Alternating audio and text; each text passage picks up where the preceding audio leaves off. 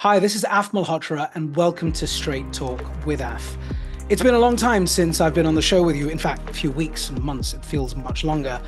And every time we do the show and we do a podcast, we bring on incredible guests, as you know.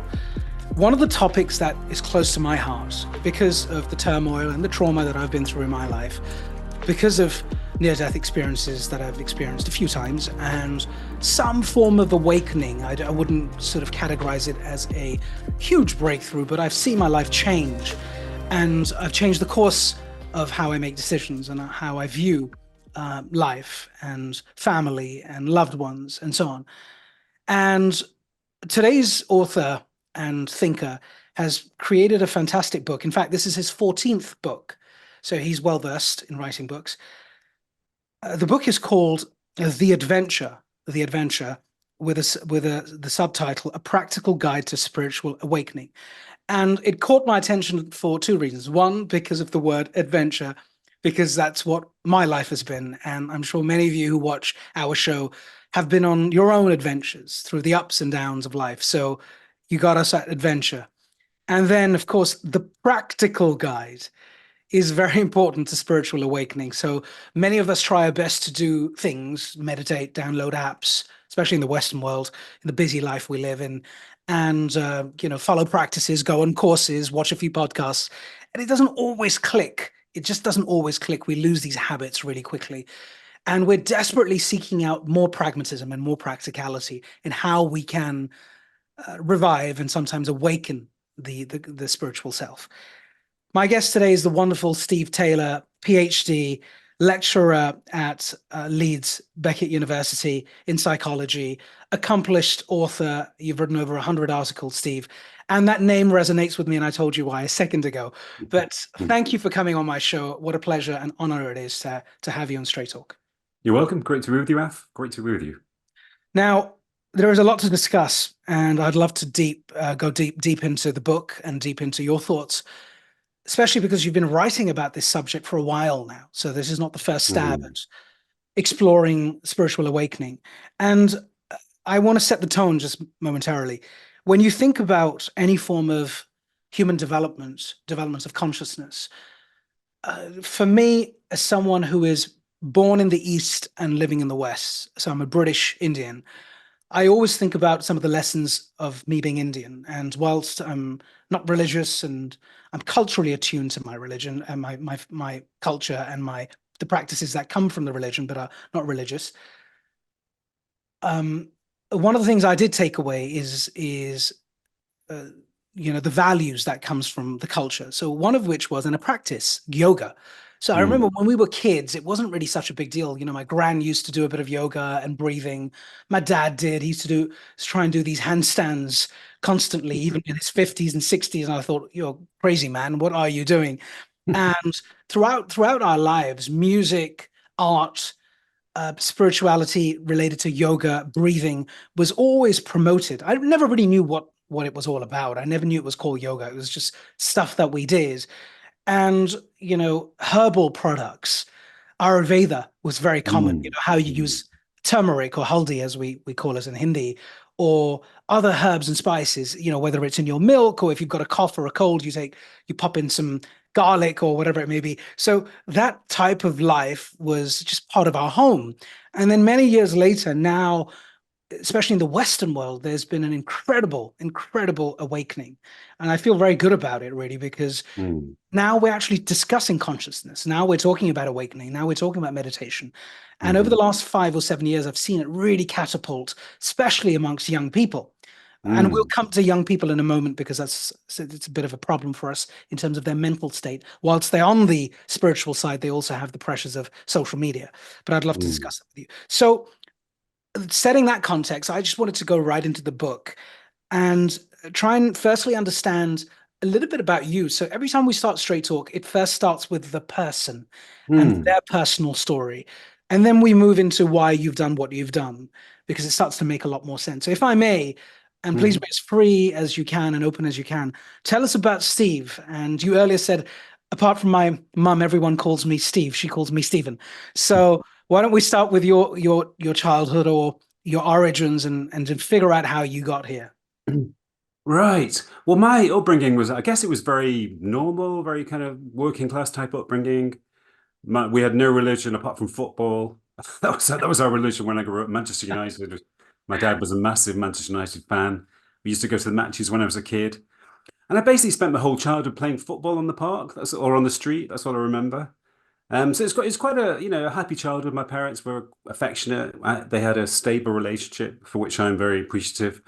But there was nothing about spirituality or even religion in my upbringing. Nothing kind of intellectual either. No books in the house. But when I was a very happy child until maybe 15, when something seemed to change inside me. I don't know exactly what happened, but I felt like I became a different person, as if a new self kind of entered me. And then, the world didn't seem to make sense anymore. I was incredibly self-conscious. I became aware of this voice inside my head that was sort of chattering away and commenting about myself. And I felt this sense of frustration and dissatisfaction with the life that I was living, the life that was around me. And I didn't know how to explain it, except that I was drawn to kind of intellectual things that I'd never explained before. I used to go to the library and I was instinctively drawn to books about philosophy Hmm. and spirituality. I used to take them home and I overheard my parents saying, "What's wrong with Stephen? Why is he borrowing these books from the library? Should we take him to see a psychiatrist?" But yeah, it seemed to be something inside me that was naturally emerging. And I didn't know anything about spirituality until my early 20s, but in retrospect, I had a natural spiritual aspect to my being, which was emerging. And I would have also spiritual experiences, Hmm. experiences of connection to my surroundings, a feeling of harmony and deep peace and euphoria, in which all my surroundings became sentient and everything seemed to be interconnected. But I didn't know I had no way of making sense of those experiences. So I thought I was probably crazy, and I decided not to tell anybody about these experiences because they would think I was crazy. So for a long time, I was quite depressed and frustrated because I didn't understand myself and I didn't understand how I could find a place in the world around me. But as I said before, in my early 20s, I found out about this area of study called spirituality. And I read books about spirituality. I found them in the library or in bookshops. And I began to make sense of myself. Oh, I've been having spiritual experiences or mystical experiences. Hmm. So I'm not alone. Maybe I'm not crazy after all. Or maybe I am, but there were lots of other crazy people around. So after that, everything became easier because I had a Yeah. framework to make sense of myself. And I gravitated towards spiritual groups and went to a lot of talks and slowly built up an understanding of myself. You you had siblings. You said you had Yeah, family, I've got a brother. and did you tend to see the same sort of habits and the same interests sprout out in him as well, or was it unique to you? No, they were unique to me. I mean, I love my brother. He's a great guy, but we're very different people, and so at that time, especially, Hmm. we didn't really understand each other. We were never in conflict. We've always had a good relationship, but I felt very different. I felt like a kind of this may sound a bit harsh, but I felt like I'd been born into the wrong family. Yeah. I loved my brother and parents, but I felt like I wasn't in the right environment. That I'd come from somewhere else and was kind of in the wrong place. Wrong in the wrong shell, in the wrong shell, in the Something wrong. like that. Yeah. I mean, I didn't know anything about reincarnation at the Yeah. time. And I'm still not completely sure whether I believe in reincarnation now, but that would maybe explain what happened, that maybe I've been born with certain traits from a previous life and they Mm. were carried over into this life, but maybe they were from a different culture, a Mm. totally different environment that didn't really make sense in the culture I was born into. You finished off your education, I guess, at some point, and you were still immersed in spirituality and reading books, as you said. What brought you into education and teaching and academia? And I guess when did you write your first book? That would be good for the audience to know as well. The first time I went to university, I had a terrible time. It was a time when not so many people went to university, particularly from my kind of background. And I felt very alienated. I chose to study English literature and I didn't really enjoy it. I felt kind of like a fish out of water. And I basically stopped going to lectures after a year or two. I think in my last 2 years, I went to maybe two lectures, but somehow I managed to to pass the course. But I had such a bad experience that I thought I don't want anything more to do with education. I'm not going to go back to university. And I spent several years kind of bumming around. I was a musician. That was a kind of strong theme Ah, in my life. So I okay. played in a lot of bands and What ended up instrument do living you in play? Germany playing in a band. What instrument do you play? I was mainly a bass guitarist and a singer, but I played the That's guitar and the keyboards as well. amazing. Well, musician too, so Oh yeah, guilty. great. Oh Yeah, yeah, I yeah. noticed a guitar in the Yeah, corner. I actually specialize in the Indian drums, the tablas, Oh yeah. which are sitting on that side and this side.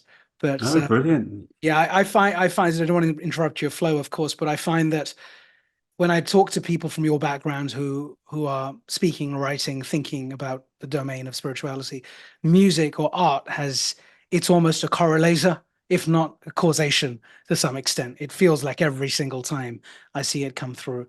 So Yeah, it's definitely a way of it's always been a way of expressing spirituality, poetry as well. yes, you're and of course you're a poet too. And I must Yeah, say yeah, I I didn't always wrote introduce you poetry as a from, poet, but you are. sorry? I said I did not introduce you as a poet, Oh but you're a yeah. poet too. Yeah, that's been a theme of my life since I was 16. I've written poetry since the age of 16. So yeah, I've always had that an artistic side to me as well.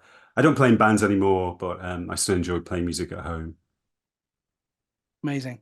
Good. So tell me more. You went flow. I stopped you. Oh yeah. Yeah. So tell us a bit about you said the first experience with education wasn't great after your No, second. so I bummed around for a few years. I did sort of menial jobs, spent time on the dole, but I was always trying to play music, being in bands, and I ended up living in Germany. My band did a tour of Germany, and I met a girl in Germany and decided to stay there. But at the same time as playing music, I always wanted to be a writer. I had this impulse to write. I'd written poetry. I also wrote stories. I tried to write novels, but it never really worked out. I sent a lot of stories and novels off to publishers and magazines, but nobody was interested. Um, but when I was 29, I decided that maybe I was doing something wrong. I had this really strong impulse to write, but maybe I was channeling it in the wrong direction. So I decided to, well, it wasn't, I didn't really decide, it kind of came through me, but I decided, maybe unconsciously, to start writing a book about psychology stroke spirituality. And immediately it came through so easily. I wrote a book in maybe 3 or 4 months, whereas novels I'd always struggled to write. So I thought, this feels right. And then I sent a couple of articles to magazines, and they accepted them straight away. And I thought, yeah, this is what I should be doing. This is what I should have been doing all along. Mm. So I began to marry my impulse to write with my interest in spirituality and psychology.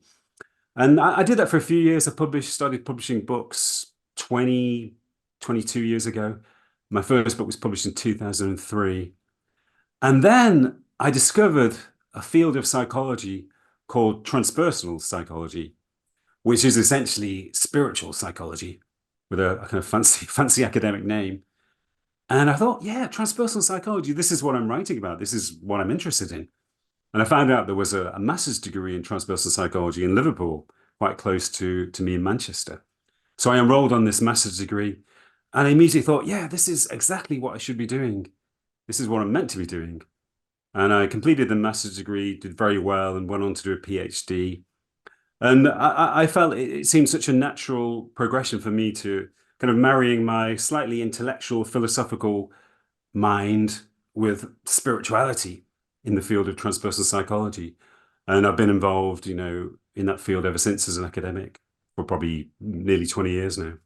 And it's transpersonal psychology, just for those who don't know what it means. What's the definition? Well, literally, the term transpersonal means beyond the self, beyond the ego. But it's pretty much equivalent to spiritual psychology. It's the investigation of spiritual experiences, Mm, experiences of transformation, the kind of shifts that people undergo in their lives when they seem to shift to a higher level of being. It kind of is, it's a kind of one way of describing it as bringing together Eastern philosophy and Western psychology, right, right. bringing And the Buddha together with Freud, maybe. and is this area of study um, responsible for, or what we see out there in the market today when you go onto Amazon and you type in books and spirituality or science and spirituality? Is this all born out of transpersonal, or is that something that emerged much later? Well, transpersonal psychology has been around since the late 60s. It was Right. founded by Abraham Maslow. Oh, I see. Um, Of course. Yes. Yes. yeah. Right. So it's a long established form, but it's never been particularly within academia because it's associated with spirituality. It's never become particularly popular or accepted within academia because academics tend to be quite dubious about Mm, spirituality. mm. And so you wrote your first book and you realized you have a penchant for writing. And then you wrote another and another and another, hmm continues to write. Did you write all of those books in 3 or 4 months, or did some take longer? Some took longer. My first book with a mainstream publisher was called The Fall, which came out in 2005. Yeah, And that took me maybe 2 or 3 years to write because it involves so much research. yeah, And but since then, my other books, I tend to write them quite quickly. Now, it probably only takes me a few months to write a book. wow. I will absolutely be coming to you when I write my first book for best practice sharing. Yeah, I think of it as an apprenticeship. I mean, I spent years writing and not being published, but over those years, it was my apprenticeship. I was learning to write. I was Yeah, learning to sit down for hours at a time, which is probably the most difficult thing about writing. Just staying still on a chair for hours, hours and hours. yeah, it's that discipline, right? To give your mind the space to be able to be creative and to do it. Just do it. Yeah, and it's like opening. It is literally like opening a channel. You need to get into the right frame of mind. But once the channel's open, it tends to flow more and more easily, and maybe the channel gets a bit wider through practice. Yeah, yeah. So let's move into the book you've just written. Of course, you've got this fantastic pedigree and so many books. And I would encourage most of our listeners here who have an interest in the evolving self, the world of spirituality, the mind, consciousness, and so on, to go onto your website. I'm actually on your website now. Do you want to do a quick shout out for your website, just to do a plug-in?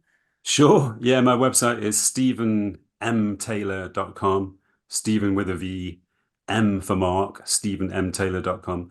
Obviously, there are so many Stephen Taylors that stephentaylor.com was taken a long time ago. So I had to insert my middle name, which is Mark, You stephenmtaylor.com. did well with that as well. So well Yeah. done. Well done for doing that. I'm looking through your website. So for the listeners out there, there are there's a nice grid array of all of the books Stephen's authored, the images of the front pages of the books, and of course you can buy them from the website as well in Amazon US and Amazon UK, which is amazing.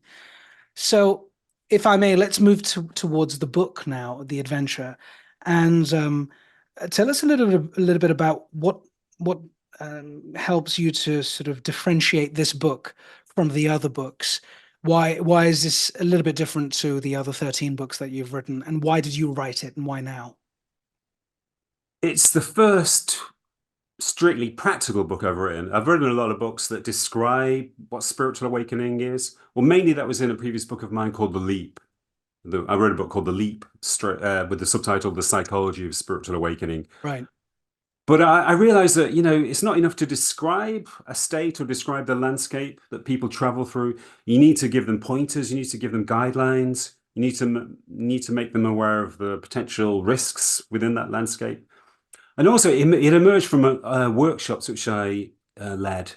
Once The Leap was published, I conducted a series of workshops, and I realized that it wasn't enough just to talk about spiritual awakening. You had to give people a glimpse of it.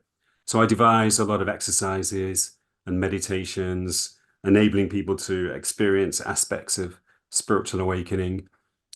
And based on my research as a psychologist, I identified 8 Mm, main qualities that arise in spiritual awakening. So I wanted to devise exercises, meditations, specifically to develop those 8 qualities individually. And so the adventure, it has 8 main chapters which deal with each of those qualities. got it. Are you okay if we go through each one of them, in Sure, yeah. summary? And I had a couple of questions for each one of those because I've got them in front of me. They're brilliant. So if we can start with the first one. So the first quality is the disidentification from the ego. So what does that mean? Hmm. That means that we become aware of a space between us and our ego or our thinking mind. a lot of people, a lot of human beings are entirely immersed in their thoughts. And the sort of the chatter of their minds determines their mood. You know, if they think a positive thought, maybe they're in a good mood for a while. But more normally, the chattering mind tends to gravitate to negative areas. It tends to worry about the future, to ponder over the past, and trigger feelings of guilt or shame about past experiences. But in spiritual awakening, people realize that they are not their thoughts. They realize that thoughts are just like a kind of stream that flow through our minds. But there is a part of us which observes the stream and which can stand apart from the stream, almost as if you're sitting on a riverbank watching the stream flow by, whereas most people are actually in the stream, sort of swimming with it. So once you do that, once you take that step back from your thoughts and you become aware of the space between you and your thoughts, it's very liberating. You find a stability, you find an inner well-being, which is deeper than your thinking mind. And in the book, I suggest that this is the essential quality, certainly in the beginning, unless we undergo a process of disidentification, we can't step into the landscape of spiritual awakening. We have to go through that process of disidentification first, and then the whole landscape of spiritual awakening opens to us. Mm. Can you suggest a pragmatic and a practical? Because of course, that's the big difference, right? You've thought through the pragmatic, practical ways to do this. Can you recommend? And of course, the rest, please don't, because someone has to go buy your book and go figure it out for themselves. What is that one thing someone can do if they're listening to this podcast to try and practice what you've just described? There's a meditation I guide people through in the book where I first of all ask people to focus on different processes that take place within their body. So I ask people, first of all, to bring their attention to breathing, to the process of breathing, just being aware of the flow of air in and out of the body. Then I ask people to bring their attention to the heart beating, their pulse. And we do that for maybe a minute or two. Then we bring our attention to the process of circulation, the blood flowing through to different parts of the body, maybe also the process of digestion. And then I ask them to bring their attention to their thoughts, but just to be aware of the thoughts as another process. So for me, the process of the stream of thought is really a kind of neurological process, which is equivalent to these other processes. It's a kind of natural process. It's very difficult to stop thinking. Only people who are intensely enlightened have quiet, empty minds, really. But, once you realize that thinking is just a kind of neurological quirk, a kind of process that takes place of its own accord, and you can disidentify with it in the same way that you don't identify with your breathing or your heart beating. So I suggest to people, in the same way that you don't identify with your breathing or your pulse, why do you identify with your thoughts? You can just observe the flow of thoughts in the same way that you observe other processes. And that seems to work well. I was semi doing it while you were describing it, by the way. Yeah. And I felt a slight physiological change actually, and when I was doing it. Yeah, it works well. It works well. It's very Yeah, powerful. it works well as a kind of mindfulness practice too. Yeah, I sometimes use it myself to go to sleep. I sort of bring my attention to these different processes and my mind slows down and then I'm asleep. beautiful. The second one is gratitude. And we hear a lot about gratitude. And I have to say personally, through my transformations, I know you describe it as the transformations because of turmoil. I call it trauma, but similar thing. Yes. That's been a huge learning for me personally. It's been a huge accelerator. Mm. I notice though, as I travel around the world and speak to people, not everyone is enduring those traumas and have had turmoil. Good for them, actually, to some extent, because it is a painful process. What would you say to them? So, of course, please do describe what you mean by gratitude. And then what is the practice one has to go through, especially for those who, let's say, aren't privileged enough, if you want to call it, when you have a trauma, to have the opportunity to accelerate past some of these distractions and get straight into I'm so grateful because I'm alive, because I'm not in a hospital bed, or whatever it may, because I have my child is well and alive, but she couldn't have been, she may not have been in the past. Mm. Tell us a little bit about this in terms of gratitude. And if I may, do talk about the astronaut story. Right. Yeah, that's really interesting because many of the astronauts who traveled to the moon, and there weren't many in the late 60s, early 70s, maybe 18, if I remember rightly, many of them, probably most of them, underwent a kind of spiritual transformation. Many of them, when they came back to Earth, they felt incredibly grateful to be on the Earth, to witness life on the Earth, to be part of life on the Earth. One of them described, I think it was a guy called Rusty Schweikart. He described how looking back at the Earth from space, he became aware that everything that he loved was there on the surface of this tiny pearl-like planet in the midst of the nothingness of space. He realized that all the people he loved, all the places he loved, all of the activities he loved, everything, all of the simple things like eating and drinking and walking, it was all there on this tiny planet. So when he returned, he felt this amazing sense of gratitude.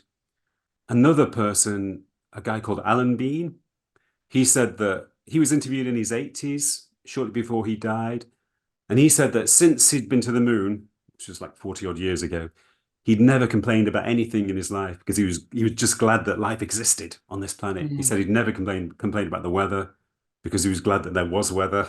And he said that when he came back from space, he used to just sit in shopping malls in the States and just be amazed at the marvel of life on Earth, the fact that all these people were walking by, all these living beings. So yeah, so one of the effects of their trips to space was this sense of gratitude, which never left them. It became kind of inculcated into them. And potentially there's no reason why we shouldn't all have that sense of gratitude. But unfortunately, human beings seem to be in some way programmed to take things for granted. I call it the taking for granted syndrome. That we all have, many blessings. Our lives are full of blessings, which could potentially give us a sense of gratitude and a sense of well-being, but we kind of switch off to their value. Health Mm. is a good example. When you're ill or when you have a serious injury, you think, oh no, what am I going to do? What if I don't get better? And then you get better and you feel, wow, it's so great to be healthy. How can I take my body for granted? It's so great to be alive in this healthy, functioning body. But then, of course, after a short while, you start to take the body for granted again. So I suggest a number of practices we can use to try to develop an ongoing sense of gratitude, which doesn't leave us. Beautiful. There is a very interesting drama on Apple TV called Constellation. If you haven't Right. watched it, you must. It is actually about um, astronauts who've been to the moon, and some missions were successful, more successful than others, and their return and how they're going through what the human will call psychosis, but actually it's about Right. matter. It's about the a form of matter that's been discovered that helps them realize that they're two parallel worlds existing at the same time. It's just they've found a door to the other world. Right. So the same mother, the same daughter in this life and another life. I won't give it away, but it Right. reminds me of what you're saying. And of course, gratitude is a huge part of it. One small Mm. example, not that it will be very valuable, but I must say, a small practice for me that I use to describe what you're saying is when I jump on a plane, I ever jump on a plane, and if I've got the window seat, I always like to look out of the window, especially as we're on the incline, and look down at Mm. my home, and then it gets further and further and further away, and then it becomes just a speck, and then just Mm. pretty much nothingness, or just flat space and green and blue. Mhm. Not quite what the astronauts see, but it makes me realize every single time how insignificant we are, and how Mm. everything can just go away in the Yeah. blink of an eye. And then I hope that when we land, I'll be back to doing all the things that I love to do. So I try and use that as an experience, Mm. not quite the astronaut Yeah, it's experience. it's very similar. It's a Yeah. similar process.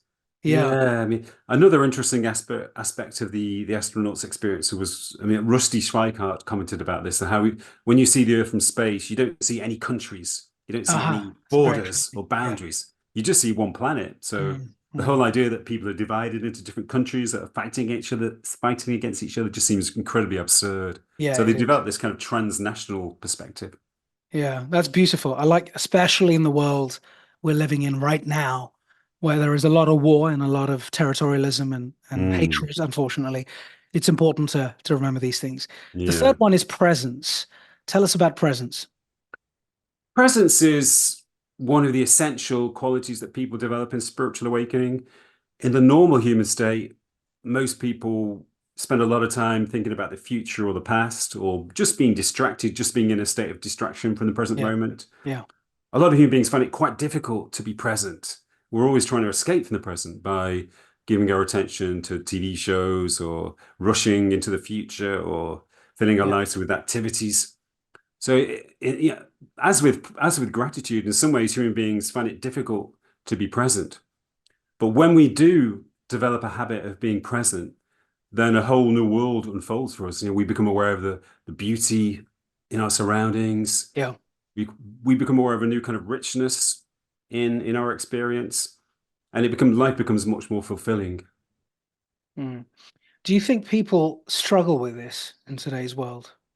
Definitely, I think in some ways it's probably worse than it's ever been because of the explosion of social media. Well, I'm old enough to remember the pre-internet age, and I remember, if you went on a train in the pre-internet age, you see a lot of people looking out the window, Mm. because there were Mm. no phones, no computers, and you'd see some people reading, some people kind of daydreaming and chatting, but a lot of people were actually being present, looking at their surroundings. But now, of course, you go on a train and everybody's on their phone or on their computer. Nobody is in a state of presence. So, I think we are conditioned not to be present. We're conditioned to rush. I often say that when you rush, you're always rushing away from the present. You're rushing into the future, away from the present. And, I think that there is the root of the problem is a slight dissatisfaction, a slight unease in human beings, which makes us want to escape from the present. If we felt comfortable within ourselves, we wouldn't need to escape from the present. We would be happy just, resting comfortably in the present moment. But there's a kind of restlessness inside us which drives our desire to escape from the present.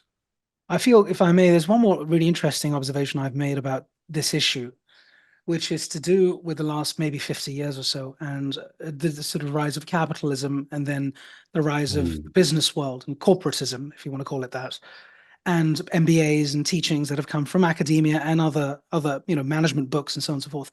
A lot of which was founded in this concept of getting things done, yeah, and the idea that if you get your mind focused on getting things done and doing it and just doing it and activities and actions and goals and yeah, working back from the goals to the milestones, which I understand the importance of in the grand scheme of things when you're rolling out big complex programs and you need to build a factory or build a bridge. I get it.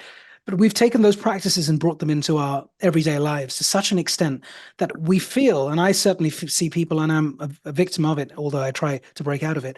I feel that if one is not doing something, i.e., picking up the phone and reading an article, or yeah. God knows, even if it is going on the Headspace app, which is Mm. which is a bit of a contradiction, and trying to meditate through my app by using my phone, it feels like we are compelled to do things because unless we're doing things, we're almost degrading. We're like wasting away. And when I speak to people, I see this as one of their objections. I articulate it differently, but their objection is, well, if I don't do anything, then I may be losing out on, like, it's a race. Yeah. I'm in a race. And if I'm Mm. not doing something, I'm the person who doesn't know. I feel that's become a real systemic issue. What are your thoughts? Mm. I agree. I think it's always been an issue. It goes back to the Puritan work ethic. The devil will find work for idle hands to Yeah. do. So I think in Western culture, European culture generally, there's always been a sense that you need to be busy. You can't waste your life relaxing or resting or doing nothing. You've got to be active. You've got to be productive. Well, yeah, I think I agree with you. The rise of capitalism and corporatism, it's become more intense. So I think many people do feel a sense of guilt. I feel, I catch myself, sometimes feeling the same way that when you're doing nothing, you think, oh no, I should be doing something. There must be something I can do. I must be able to take things further in some way. Yeah. But Yeah. then I tell myself, no, no, no, no. I'm entitled to relax. Life is not about doing, life is about being. I often say that human beings are the most inappropriately named species on the earth Mm, because we spend so little time being. mm, So yeah, there is definitely cultural conditioning that we need to overcome. And we need to learn the value of doing nothing, the value yeah, of being. And in a strange way, doing nothing is actually more productive than constantly doing for the sake of it. It's when absolutely. we rest and do nothing, that's when we get our insights. That's where our inspiration flows into us. Yeah, Even on a business level, you don't need to be active all the time. You can give yourself space to do nothing, and then ideas and inventions will come to you. yeah, yeah, beautiful. Fourth one is altruism, one close to my heart. And I'll explain my experience after you take us through what it means and the techniques, the practical techniques associated with it.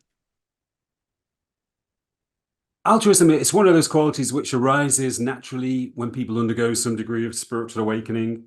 You can think of it in terms of a continuum that the people who are least spiritually awakened, the people who are completely Mm, disconnected and selfish, they are also the least altruistic people. They're completely self-obsessed. They view other people as, vehicles or tools to be manipulated, exploited. But as we move further along the continuum of spiritual awakening, we find ever increasing altruism. And at the, mm, you know, at mm, the most intense level of spiritual awakening, there is a complete selflessness, a complete benevolence. And at that level, the main motivation of what you do is not to enhance your own life in some way, but to improve the world or contribute to other people's well-being. So many people describe how spiritual awakening shifts them out of a mode of materialism and selfishness into a mode of giving to the world, not taking from the world, but giving to the world. I sometimes describe it as a shift from accumulation, which means accumulating power and wealth and success, into a mode of contribution, where the main motivation of your life is to contribute to other people's well-being. So I recommend a number of exercises to develop altruism.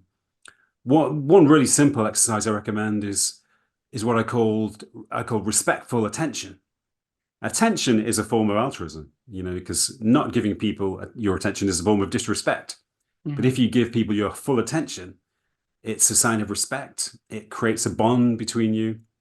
So I suggest that whenever people go into the supermarket, whenever they go into a taxi or a bus, whenever they encounter any other human beings, they should give them their full attention, respectful attention.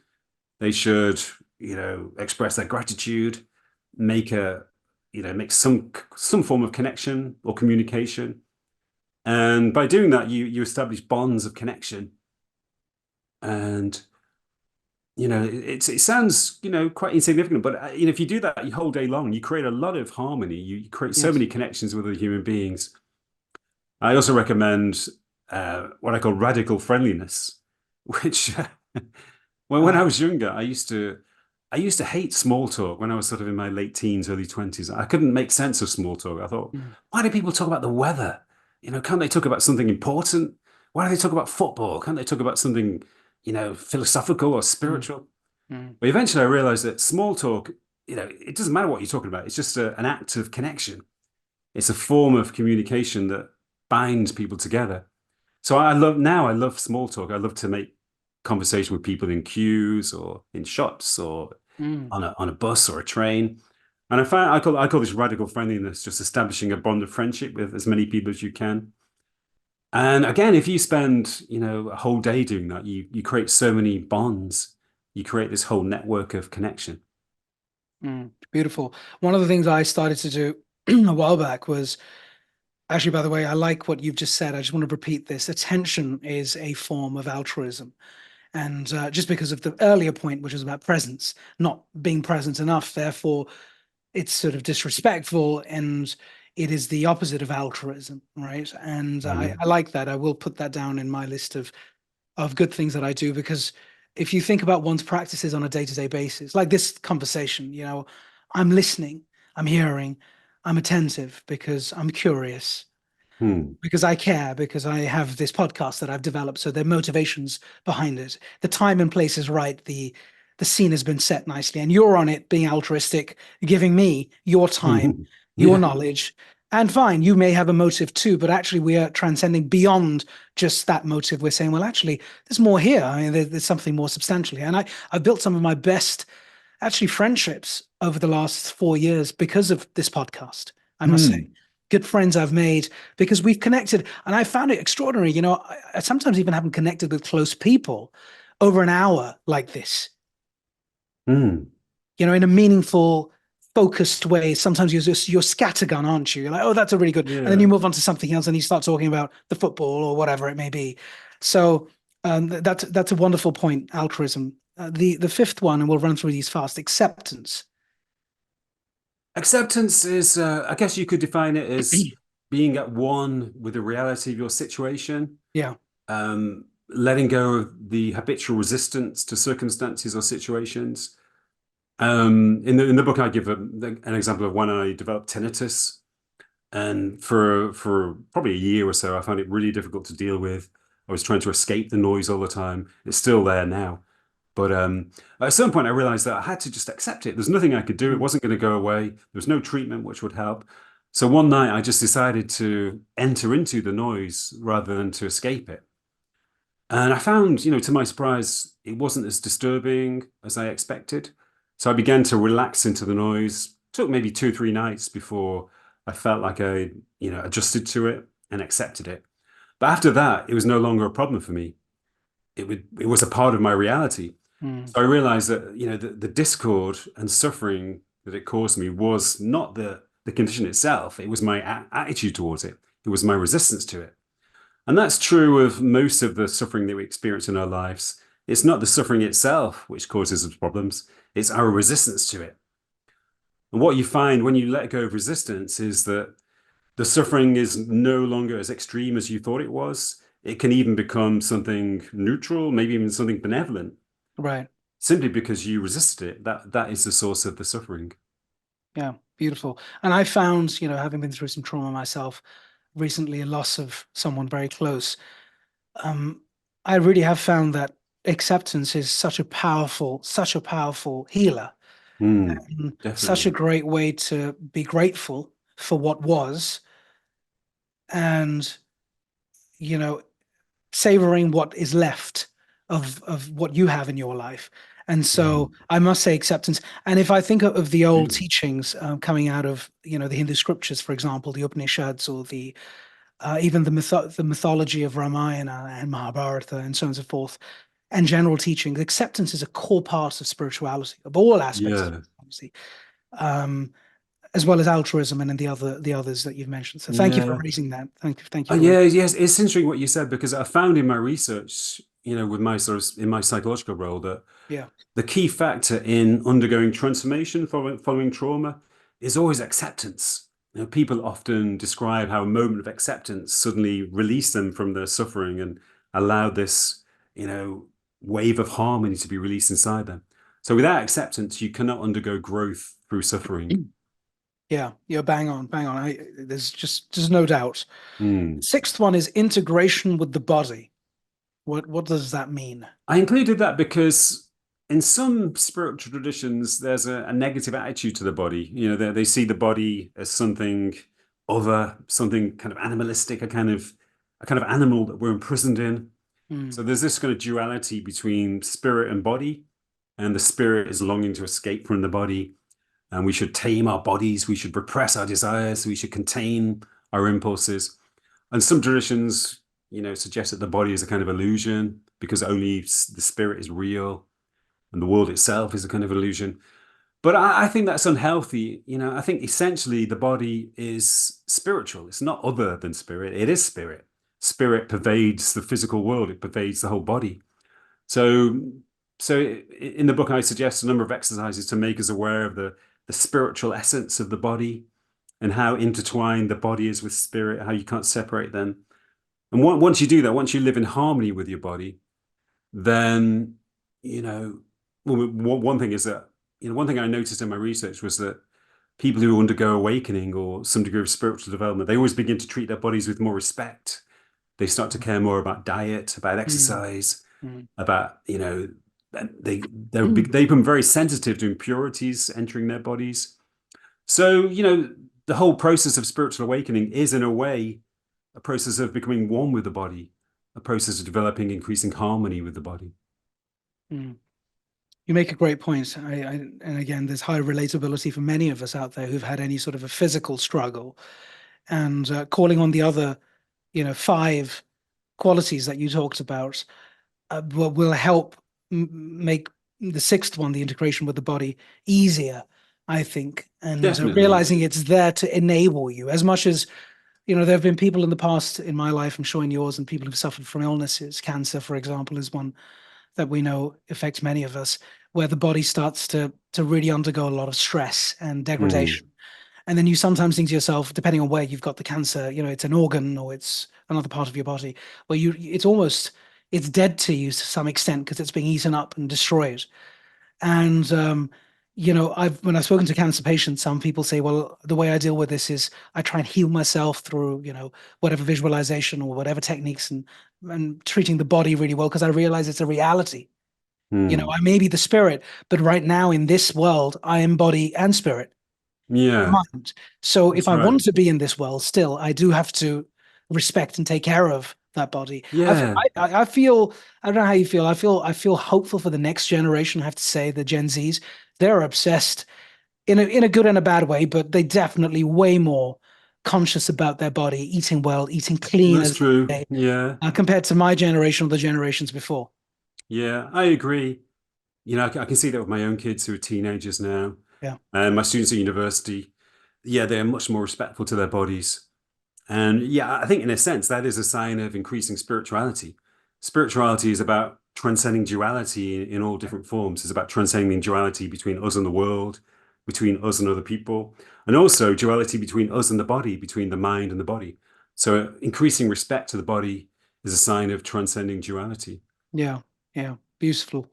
Seventh one is dissolving psychological attachments. Oof, this is a hard one, I have to say. Yeah. Well, I would say to people that unless you're enlightened, completely enlightened at the highest level, you're not going to be completely free of psychological attachments. So, don't worry if you can't wipe the slate completely clean. It's probably impossible. It's a question of degree. Right. Some people are completely overloaded with attachments. But and by attachments, I should probably explain what I mean by it. Attachments are things that we depend on for our identity and well-being. So it could be ambitions for the future. It could be a notion of success that you developed due to your past experiences or achievements.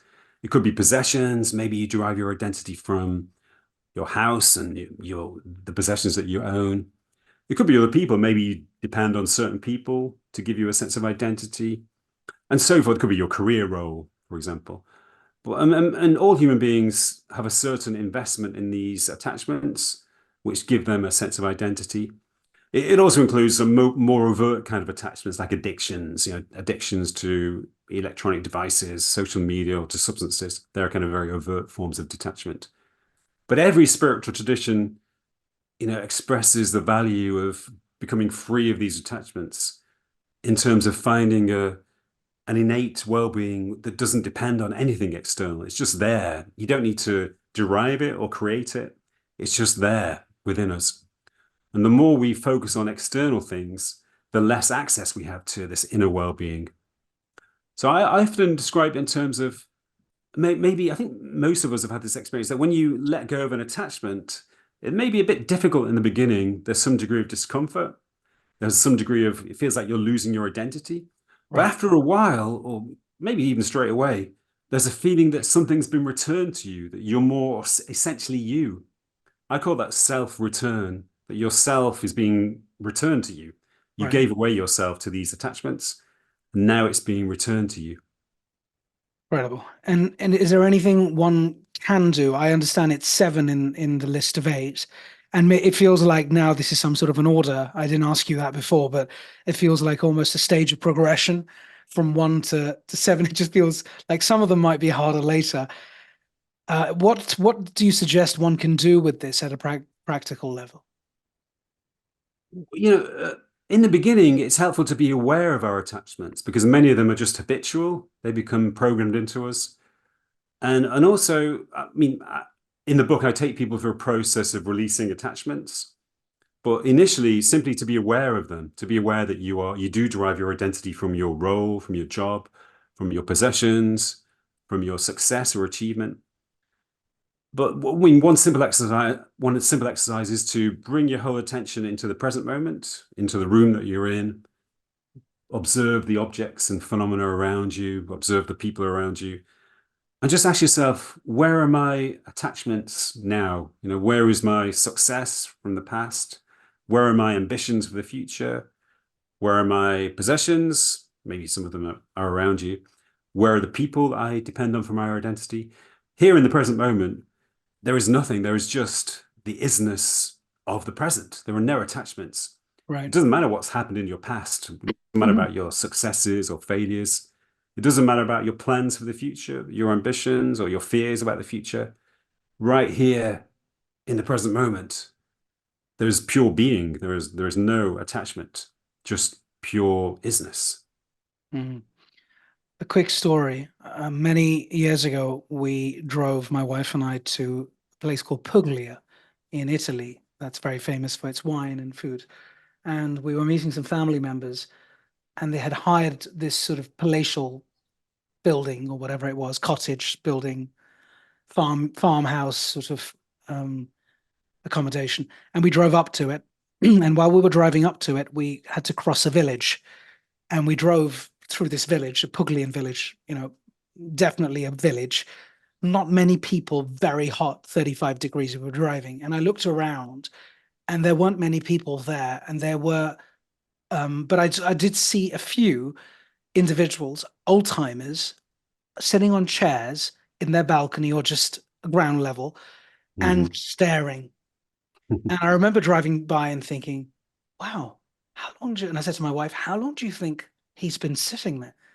She said, I don't know, maybe hours, don't know. I said, right.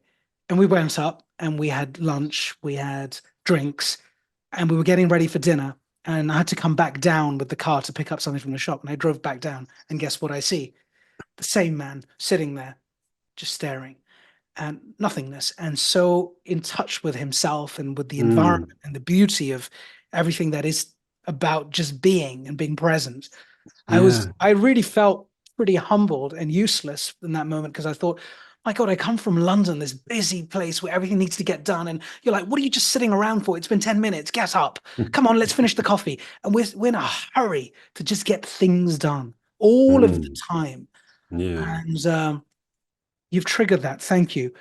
Yeah. I think it's one of the paradoxes Mm. of life that you don't need much to be happy. In fact, you don't need anything to be happy. You just No, need to be in the no. present moment. You don't need any attachments. And the more you offload your attachments, the more you attune yourself to your essential natural well-being. Absolutely. We're going to get on to the last one. I'm conscious that's where we're coming to a close. Embracing our mortality. Please unpack that for us. I've always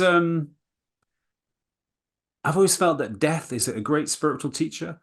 Once you embrace the reality and inevitability of death, you become aware of how precious life is. You become aware of how temporary life is. So for many people, there's a strong connection between spiritual awakening and a diagnosis of cancer. Yeah, Obviously, not everybody, but a significant number of people undergo spiritual awakening once they're diagnosed with cancer. And for many people, it's simply about being reminded, not being reminded, or facing the fact that life is temporary and brief and fragile. Waking up to the reality of death is often enough in itself to bring about a spiritual awakening. That's why many people emerge from near-death experiences as mm, transformed people. mm, Almost everybody who has a near-death experience is a transformed person. So, it's really, there's nothing morbid about it. There's nothing negative about it. Being aware of death is a celebration of life.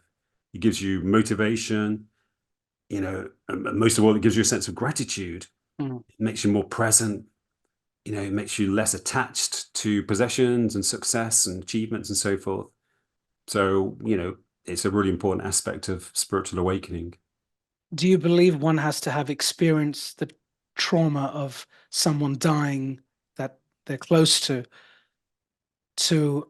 truly understand what you mean, because otherwise often it's a abstract concept. Yeah. And of course, many people run away from death as well. They don't want to, when you talk about Mm. son, daughter, mother, wife, father, and Yeah. parents in particular, the eventuality that they're going to get old and die. Many don't want to do, they say, please, let's not have this conversation. I don't want to discuss this. Mm. What would you say to that? I agree. I mean, it's a great shame. It's another aspect of our culture that we're discouraged from facing death. Death is hidden away. When people die, the kind of they're taken away to funeral parlors, and Mm, we may mm, not see the body ever again after death. And it's a great shame because there is so much transformational potential in facing death. And it's like in Buddhism. Buddhism has what they call the cemetery meditations, where Buddhist monks were encouraged to sit in cemeteries and just to be aware that they also were going to die. The body was temporary and life was fragile. So I mm, recommend the same. I recommend that we should visit cemeteries regularly, mm. just sit there and contemplate the reality of death and the preciousness of life. And also when I agree with you that when people around us and when they face death, we should spend time with them. We should accompany them on their journey, and that in itself can be transformational. Yeah, it's a healing exercise for the person who's been through it, and of course, a learning exercise for the person who's shadowing that person and may not have been Mm, through that experience. I realized that when, pre-trauma, hanging around with people who've done things I haven't done or experienced traumas I haven't, I've learned loads from just being around them in terms of mm. their coping mechanisms, or sometimes not coping, Yeah. and taken a lot away from it. Yeah, one of the most You sort of know, celebratory experiences I've had is from about 18 months ago. I was asked to speak at a conference in London, mm, which was organized by a group called Yes to Life, who support people who are diagnosed with cancer and right. relatives of people who've died of cancer. So everybody there had some experience of trauma through cancer, but it was the most kind of celebratory atmosphere I've ever witnessed. Everyone was so joyful. They had Mm, such a kind of powerful mm, spiritual and philosophical outlook on life. mm. Yeah, it's a great point. It's a very good reminder. Very good Mm, reminder. I could talk to you for hours, of course, and why should we be limited by time? Today we are, unfortunately. And I've really enjoyed this hour with you. It's been enlightening, and I'm grateful that you've tolerated my structure. I often go into many different directions. I just felt that today was a lot about the people listening in as much as it was about us, you and I, yeah. Mm, because whilst your book is powerful in so many ways, these eight qualities are very important. They're very important qualities, and that's why you've dedicated eight chapters to each one of them. mm, And this is a glimpse into your book, of course, and your mind and the way you approach life. For that, I'm grateful. Thank you. And I must say, and I want to me close too. off by letting the world know that the wonderful Eckhart Tolle wrote the foreword for this book, and he said this: "If you follow this book's guidance, your life's journey can become what it is meant to be, a glorious adventure full of grace and joy." That was Eckhart Tolle about your book. So, and Mm, he's a mm, great thinker and a spiritualist too. I'm mm. deeply grateful, Steve. Thank you for coming on the show. We hope to Thanks, bring Ed. you back again at another Yeah, point. And I'm been a honored to have pleasure. you on the show. Last few seconds, how did it feel today? What was the experience you went through? And please give us some Oh, input. I loved it. It was great. Thank you. It's very natural and very spontaneous. It seemed to flow very, I'm amazed that an hour has gone by. It seems so went so quickly because we were in a state of flow. So it was a great Yeah. experience. Thank you. Yeah, I know, and for me too. And I look forward to your next book and reading this book. I haven't yet started to read it, but I have done my research and I'm compelled to read it now for sure. And I may even call on your help and support, Sure. because it feels like, you have a calming presence, of course, and why wouldn't you after 14 books and studying this for most of your life? I think you could be of help to other people in many ways. And so Hmm. watch that space. I will be in Yeah. touch. Okay. I'd be glad And to. yeah, thank you very much, Steve. This is Straight Talk with Af. Thank I you. thank Steve Taylor for his excellent commentary today. And please watch this. It's a pragmatic and a very practical view that we've taken today, step by step. So you can listen to each of those qualities and try and relate that back to your life and make some changes. Even a 1% change will make a huge difference to how you you embark on this journey and adventure of spirituality. Is that fair to say? Yeah, definitely. Yeah, that's a good summary. Thank you. Yeah. Thank you so much. Be well. Take care. Steve, thank you. Thank you for your time. Cheers.